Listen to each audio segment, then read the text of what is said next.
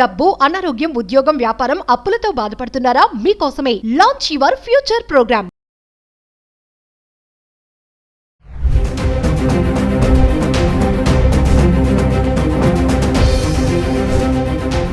నమస్తే, welcome back to Suman TV. ప్రస్తుతం మనతో పాటు ఉన్నారు అనలిస్ట్ మందరి కృష్ణారెడ్డి గారు. సార్తో మాట్లాడదాం.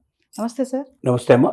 సార్, 2007లో జరిగినటువంటి విజయవాడ ఆయేషా మీరా హత్య కేసు మరి ఫైనల్గా రిపోర్ట్ని సిబిఐ ఇచ్చేసింది కోర్టుకి అని చెప్పేసి ఒక లేటెస్ట్ అప్డేట్ అంటున్నారు. ఒకసారి దాని గురించి మాట్లాడుకుంటే. ఆయేషా మీరా హత్య కేసు పెద్ద సంచలనమైనటువంటి కేసు ఇది.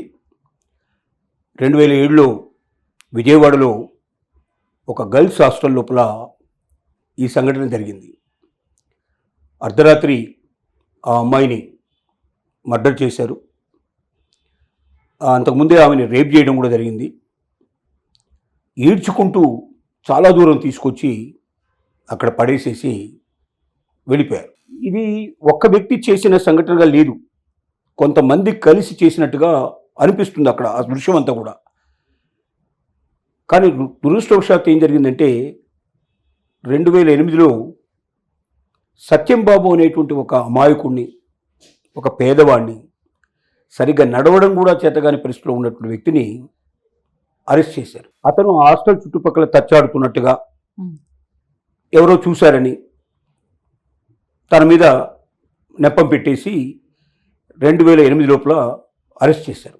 2010లో అప్పుడు ఉమ్మడి ఆంధ్రప్రదేశ్కు సంబంధించినటువంటి హైకోర్టు అతని దోషిగా తేల్చడం జరిగింది.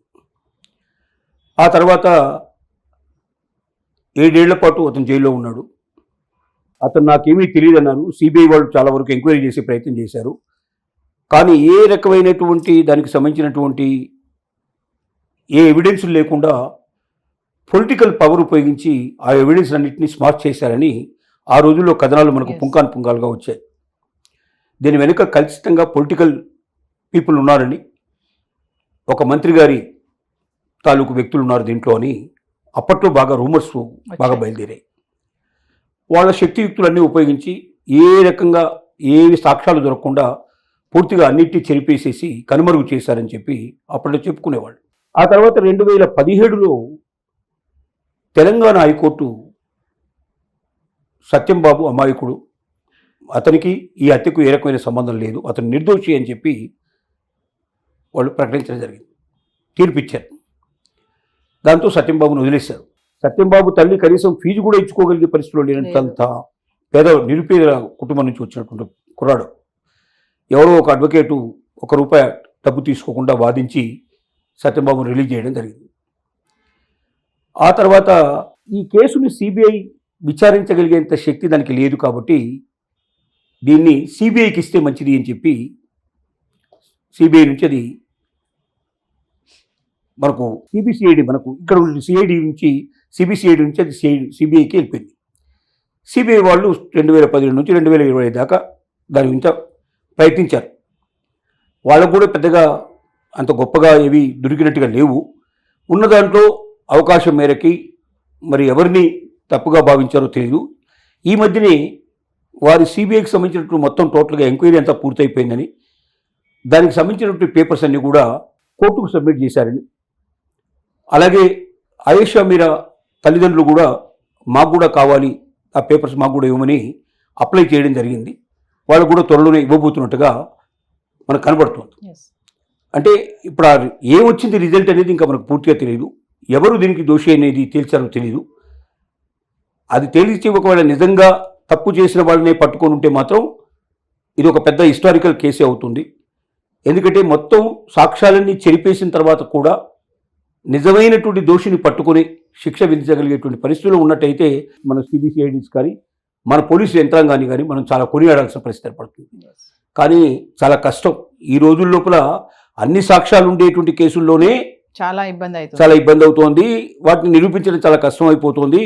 పొలిటికల్ జోక్యంతో మొత్తం టోటల్గా స్మాష్ అవుతుంది. ఇండియాలో ఉన్న ప్రతి సమస్య ఏంటంటే మనకు పొలిటికల్ జోక్యమే. ఈ పొలిటికల్ జోక్యం ఎప్పటిదాకా అయితే ఉంటుందో తప్పు చేసేది వాళ్ళకి సంబంధించిన వాళ్ళు ఎక్కువ మంది చేస్తారు. డబ్బున్న వాళ్ళు పొలిటీషియన్స్ చేస్తారు. డబ్బున్న వాళ్ళు చేసినా పొలిటీషియన్స్ని ఆశ్రయిస్తారు.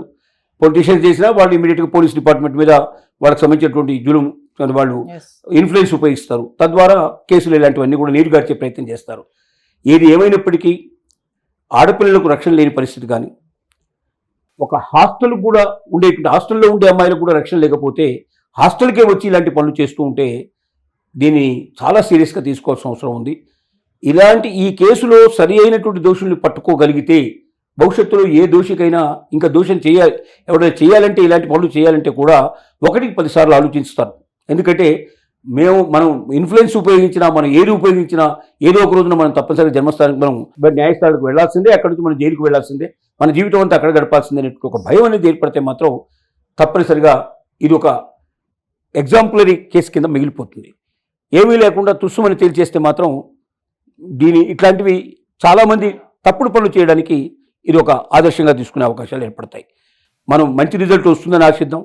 ఆయేషా మీరకు తల్లిదండ్రులకు న్యాయం జరగడమే కాకుండా భవిష్యత్తులో చాలామంది అమ్మాయిలకి మరింత ఇబ్బంది జరగకుండా ఒక మంచి రిజల్ట్ వచ్చి తద్వారా ఈ కేసు ఒక ఎగ్జాంపుల్ కేసుగా మిగిలిపోవాలని మనం కోరుకున్నాం. ఆయేషా తల్లి గారు కూడా సార్ చాలా పోరాడుతున్నారు కదా, అప్పటి నుంచి 2007 నుంచి ఈ రోజు వరకు కూడా వాళ్ళకు కూడా ఇంకా డౌట్సే ఉన్నాయి, ఇంకా మాకు అనుమానాలే ఉన్నాయి, సరిగా దర్యాప్తు చేయట్లేదు దీనిపైన అని చెప్పేసి ఆవిడ కూడా అనడం మనం చూస్తూనే ఉన్నాం. వాళ్ళు ఎవరు చేసి ఉంటారో కూడా వాళ్ళు చెప్పారు. పలాని రాజకీయ నాయకుడికి సంబంధించినటువంటి వాళ్ళే చేశారు ఇది అని వాళ్ళు స్పష్టంగా చెప్పారు వాళ్ళు. కానీ అప్పుడున్న పరిస్థితుల్లో ఆ పార్టీ ప్రభుత్వంలో ఉండడం వల్ల, వాళ్ళకు పూర్తి రక్షణ కల్పించడం వల్ల, ఎవిడెన్సెస్ అని నాశనం అయిపోవడం వల్ల, ఏ ఒక్క ఎవిడెన్స్ దొరక్కపోవడం వల్ల వాళ్ళే అని చెప్పి ఖచ్చితంగా చెప్పడానికి అవకాశం లేని పరిస్థితి ఏర్పడింది. తద్వారా వాళ్ళకి మనం ఎంత చెప్పినా తెలుసు ఎవరు చేశారో, వాళ్ళ మనసులో ఒకటి నాటుకొని పోయి ఉంది. వాళ్ళు కూడా పేదవాళ్లే, మధ్యతరగతి జీవులే. ఒకవైపున కూతుర్ని పోగొట్టుకున్నారు, మరొక వైపున ఈ కేసు వాదించడానికి ఎంతోమందిని ఎన్నో చోట్లకు వెళ్ళారు, ఎంతోమందిని కలిశారు, ఎంతో డబ్బు ఖర్చు పెట్టారు, ఎంతోమంది సహకారం తీసుకునే ప్రయత్నం చేశారు. ముఖ్యంగా మహిళా సంఘాలని ఆ రోజుల్లో వీధుల్లోకి వచ్చి దీనికి వ్యతిరేకంగా చాలామంది పోరాడారు. కానీ ఇప్పటికీ సరైన రిజల్ట్ రాకపోవడం అనేది చాలా దురదృష్టకరమైన విషయం. Thank you.